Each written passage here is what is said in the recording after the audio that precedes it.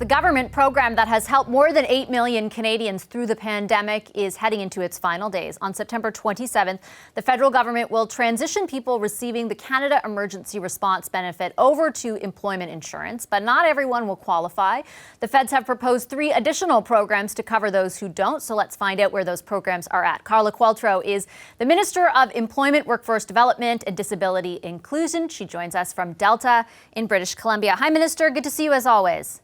Well, thanks. Nice to be here, Bessie. So we are 10 days away from CERB coming to a close. By your government's own estimations, about 1 million people who are on that right now will not be able to transition to EI because they don't qualify.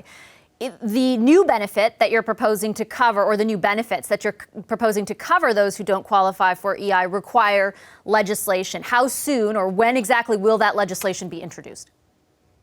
Well, very soon after the speech from the throne, we're working really closely with opposition parties to try and put the necessary things in place so this goes as quickly and as smoothly as possible. You know, we've had some very good success despite the political shenanigans of our times in working together when it comes to helping Canadians with these benefits, whether it was the CERB or the student benefit. And I expect, and everything I've experienced so far, that we'll have the same level of collaboration, because at the end of the day, we all want to help people. So when you say that you expect you'll have that collaboration, in the other examples that you provided, that legislation essentially was almost agreed to very early and subsequently passed fairly quickly.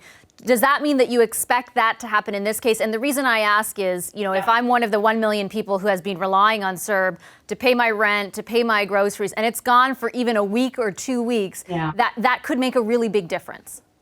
I understand, and that's why the stakes are so high, and that's why we have been working very, hard behind the scenes to answer questions, figure out. We've even, in what we've announced in these new benefits, tried to address the concerns that other parties had with the CERB and with the student benefit in anticipating trying to get consensus. Like we built this, we designed this with their feedback from what they perceive to be the pitfalls of the other benefits in mind. You sort of, in a way, had to, respectfully, because your government decided to shut down Parliament, so that process couldn't play out within the House of Commons. And we knew that we had to design a benefit that responded to the concerns that they had, that made it fair, because we are now dealing with another system in EI, and we couldn't design anything that would make people on EI who have paid into a system worse off than people who were receiving this benefit in parallel to EI who had never paid into EI, many of them. So there's been a lot of moving parts on this. Do you anticipate what you introduce in the House of Commons will be what you proposed a number of weeks ago when it comes to those additional benefits? You know, hopefully the framework will be very close. Obviously, we're willing to work with the other parties, first of all, to make it better. But second of all, we need consensus. My House leader is working very hard with other House leaders. There's obviously other conversations happening around the speech from the throne and other bits and pieces as we negotiate even how we're going to all go back to Ottawa. So there's a lot of discussions happening, but this is first and foremost on the legislative priority list. Can you, for those people that I mentioned who are worried about going even 1 or 2 weeks, can you tell them that they're not going to have to go a full month without some help? Well, certainly, as I've said, that's the plan. I can't presume what's going to happen in Parliament. I'm going to do whatever I possibly can to make this work. I've got great relationships with my critics. I've got a new Conservative critic, and I think that's going to be, a good relationship we're starting to build. I don't anticipate problems, but I unfortunately can't make that guarantee, Vassie, that people won't. So does responsibility for that in part again fall on your government? You could have spent time in Parliament negotiating this and debating this legislation, and instead, you're at a point right up against the wall when it comes to people who are losing CERB. Yeah, we're definitely there. We have to remember that, of course, there are 3 million people who are already taken care of. The EI system is in place. They'll transition For the vast part, most people will transition automatically. But you're right, 1 million people is a lot of people, and we're going to work really hard to make sure that there isn't a disruption in benefits. We've got everything in place for this to roll out as soon as we get this through the House and through the Senate. It's not going to be complicated. We've disclosed all the parameters that we want to put around this already. There shouldn't be any surprises. And of course, we're willing to work to make it better and to help get this through however we can. You mentioned the people who will be able to transition to EI. I want to ask you a little bit more about those people because the Canadian Centre for Policy Alternatives did some analysis based on labor statistics from the summer. And what they determined was that about 2.7 million CERB recipients would be worse off transitioning to EI, meaning that they won't be taking home the same amount of money that they did under CERB. The last time we spoke, when you had first introduced this plan, you said you were open to talking to the opposition about that. You were open to perhaps finding a way to make sure that people who were leaving the CERB program would not be losing out. Have you made any decisions in that respect?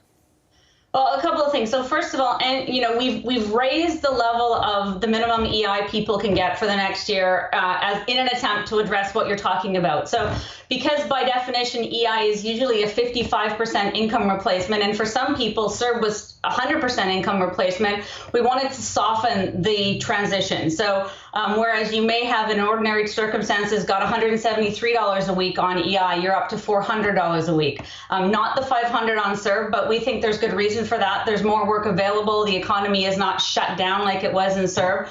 But absolutely, we are willing to talk to the opposition. If they have other creative solutions that we can put in place, we've tried to address the concerns around the $1,000 and the cliff of income.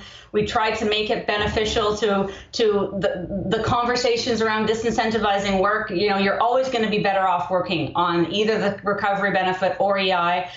We've really tried, but certainly, happy to have any suggestions. I personally want to make this the best we can for Canadians. I wonder the sort of reasoning around, especially the economy opening back up, and certainly it is. I think you can generally say better than it was 3 months ago. But what we are seeing in many spots in the province is actually a lot of worry about the opposite happening, right? About cases, the uptick in cases and restrictions having to be rolled out again and businesses having to close down. If something like that happens, then the work that you refer to is perhaps not as available as your government is anticipating. Is there any flexibility to respond to that?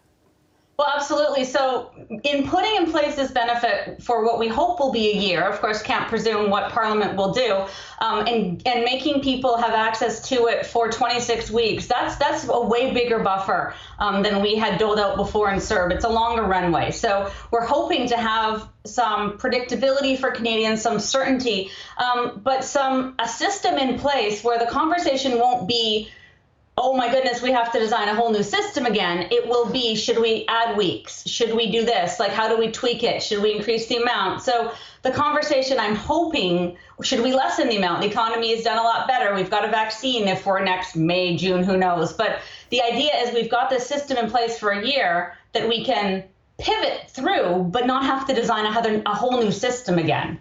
Part of the reasoning for backing away from CERB as well, beyond being able to transition to EI, was that, as you mentioned, people would go back to work, but also that the wage subsidy would act in a capacity to supplement what people had been relying on for CERB. Certainly, the data shows that hasn't happened to the degree that your government initially anticipated, and especially since the original program came to an end and it was augmented after the end of August. You've seen a real drop-off in the number of people who have been applying to use it or have been able to access it. If in fact we do see that uptick in cases, the shutdown to some degree of the economy again, would your government consider redoing the wage subsidy so that it goes back up to 75%? Because what's happening, I should explain for our viewers, is the program has changed so that even if you've lost 30% of your revenues, you're not able to access 75% of your wage as a subsidy. You're down to 30 to 40%.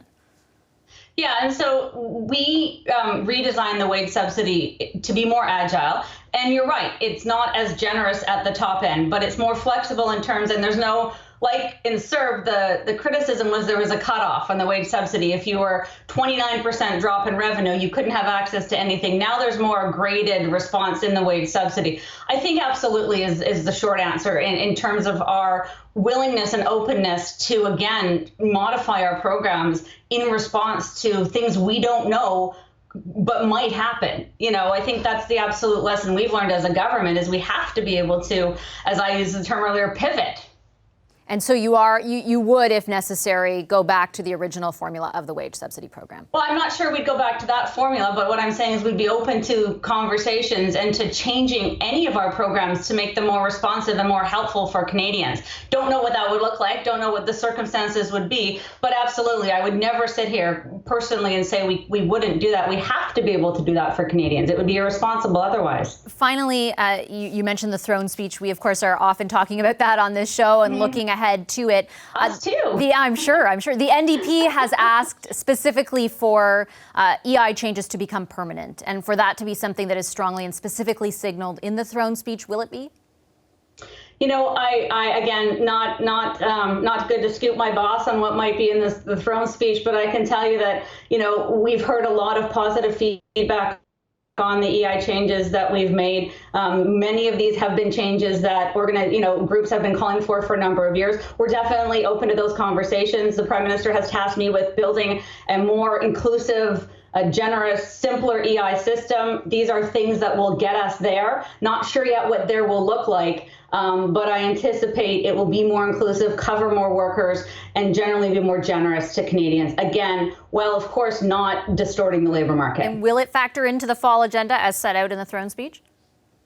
It definitely will factor into our conversations over the fall. How exactly that is ruled out is yet to be determined. Okay, we'll find out next Wednesday. Thank you, Minister. Appreciate your time as always. My pleasure. Nice to talk to you. You as well. That's the Minister of Employment, Carla Qualtrough, joining us from Delta, British Columbia.